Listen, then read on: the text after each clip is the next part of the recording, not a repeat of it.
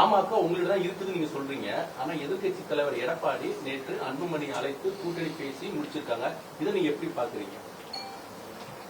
அது ஊடகங்கள் மூலமாகத்தான் நான் தெரிஞ்சுக்கிறேன்.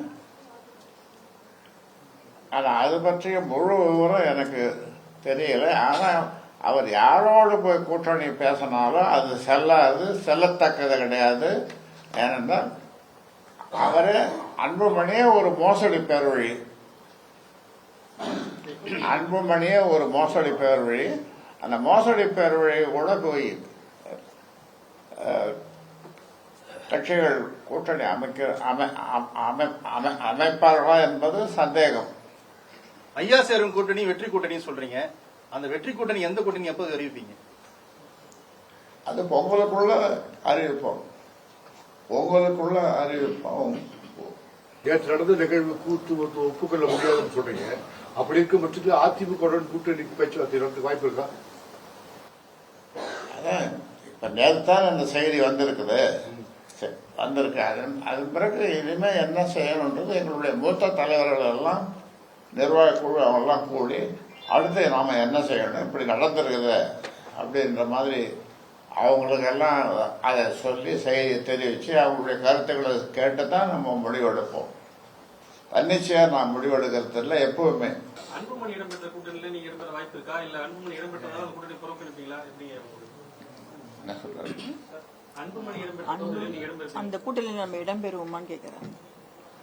அதெல்லாம் இப்ப சொல்ல முடியாது. நான் சொன்னேன். அதாவது எங்க மூத்த தலைவர்கள், கட்சியில் இருக்கிற முக்கிய தலைவர்கள் அவர்களெல்லாம் கலந்து பேசி நாங்க முடிவெடுப்போம். நானும் தனியா எப்பொழுதுமே நம்ம முடிவெடுக்கிறது இல்லை. அதனால எல்லாரும் கலந்து பேசி, தலைவர்கள் எல்லாம் கலந்து பேசி முடிவெடுப்போம். இப்ப இருக்கிற அரசியல் நிலைமை, நேற்று நடந்த கூத்து தெருக்கூத்த மாதிரி நேற்று ஒன்று நடந்ததில்லை. அந்த தெருக்கூத்தை பத்தி எல்லாம் நாங்க பேசுவோம். அநேகமா நாளைக்கு பேசுவோம். எல்லாரும் தகவல் சொல்லி இருக்கிறோம், பேசுவோம். சிவி சண்முகம் உங்ககிட்ட பேசுறது, சந்திச்சு பேசுறதுக்கு அப்பாயின்மெண்ட் கேட்டதாகவும் நீங்க கொடுக்காதனாலதான் அன்புமணி கிட்ட போனதாக ஒரு தகவல் வருது. அது உண்மையா? எல்லாம் அதாவது அன்புமணி சாதாரணமா தமிழ்நாட்டு அரசியல்ல சொல்லுவாங்க,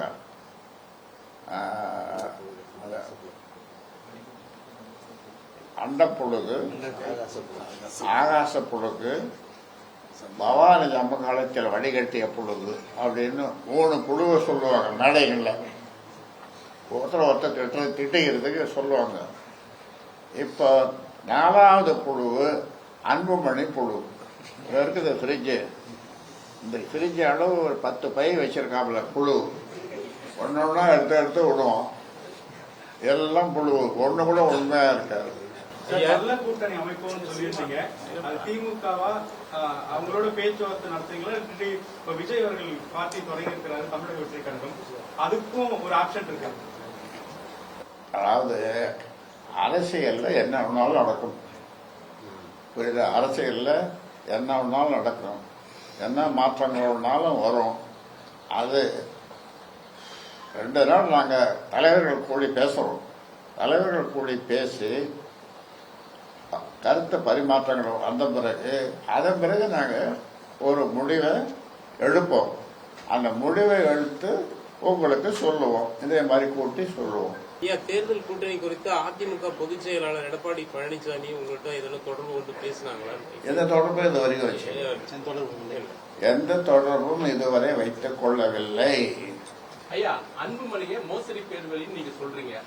ரொம்ப மோசடிய பேர்வழி. ஆனா எடப்பாடி பழனிசாமி அவரை அழைத்து பாமக தலைவர் என்று அவர் கூறியிருக்காங்க. இதை நீங்க எப்படி பாக்குறீங்க?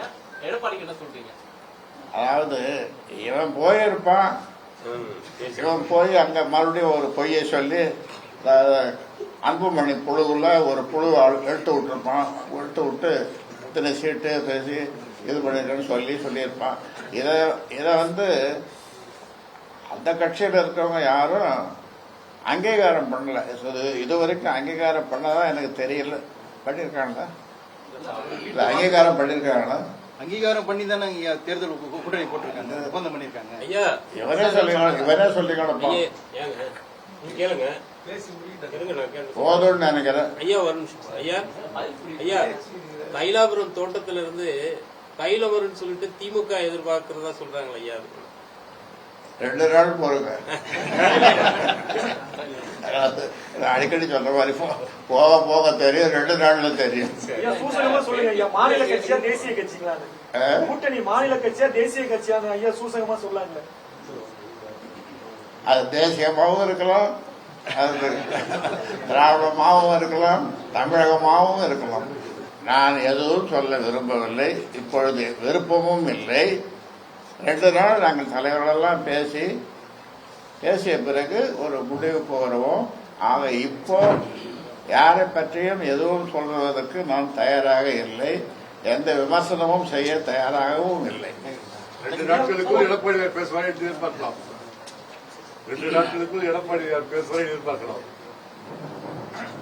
எதுக்கு மேல நான் நீங்க கேள்வி கேட்க வேண்டாம், நான் பதில் சொல்ல தேவையில்லை.